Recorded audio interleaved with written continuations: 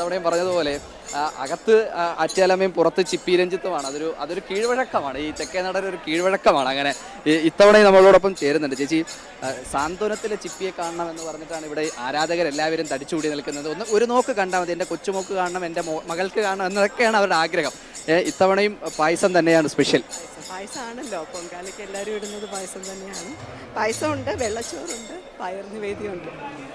ഇപ്പം ഇത്തവണ മാത്രമാണ് രഞ്ജിത്തേട്ടനെ വിളിച്ചിട്ട് കിട്ടാതെ ഞാൻ ചേച്ചിയെ ഡയറക്റ്റ് വിളിക്കുന്നത്. രഞ്ജിത്തേട്ടൻ എന്തോ തിരക്കിലാണെന്ന് ഞാൻ അതിന് മുമ്പ് ദിവസം വിളിച്ചപ്പോൾ പറഞ്ഞു. ഇപ്പോൾ സാന്ത്വനമാണ് തരംഗമായി മലയാളികളുടെ മുമ്പിൽ നിൽക്കുന്നത്. ആ വിശേഷങ്ങൾ കൂടി ഒന്ന് പങ്കുവച്ചാൽ. സാന്ത്വനം ഇപ്പോൾ കഴിഞ്ഞു, ഇപ്പം കഴിഞ്ഞ മാസം ടെലികാസ്റ്റ് കഴിഞ്ഞു. അങ്ങനെ ഫ്രീ ആയിട്ടിരിക്കുന്നു ഇപ്പം ഞാൻ. ഇപ്പം ഒരു ബ്രാൻഡ് അംബാസഡറാണ്. ആറ്റുകാൽ പൊങ്കാല തിരുവനന്തപുരത്തിൻ്റെ ഒരു ഉത്സവമായി മാറുമ്പോൾ തിരുവനന്തപുരത്തിൻ്റെ ബ്രാൻഡ് അംബാസഡറാണ് ചിപ്പി രഞ്ജിത്ത് എന്ന് പറയുന്നത്.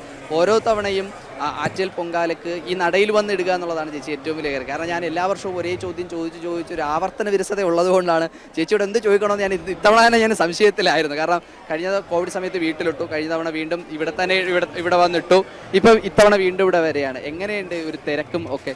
ഭയങ്കര തിരക്ക്. എനിക്ക് തോന്നുന്നു ഓരോ വർഷം കഴിയും തോറും തിരക്ക് കൂടിക്കൊണ്ടിരിക്കുകയാണ്. ക്ഷേത്രത്തിൽ ഇന്നലെ ഞങ്ങൾ പോയപ്പോഴും അവർ അതായിരുന്നു പറയുന്നത്, ഭയങ്കര തിരക്കായിരുന്നെന്ന് പറഞ്ഞു. പക്ഷേ അപ്പോൾ ഞാനത് ആലോചിക്കുന്നു, ഇത്രയും തിരക്കുള്ളപ്പോഴും ഇത്രയും അടുത്ത് വന്ന് ഇടാൻ ഒരു ഭാഗ്യം കിട്ടുന്നുണ്ടല്ലോ. അപ്പോൾ അതുകൊണ്ട് അത് വലിയൊരു ഭാഗ്യമായിട്ടാണ് കരുതുന്നത്.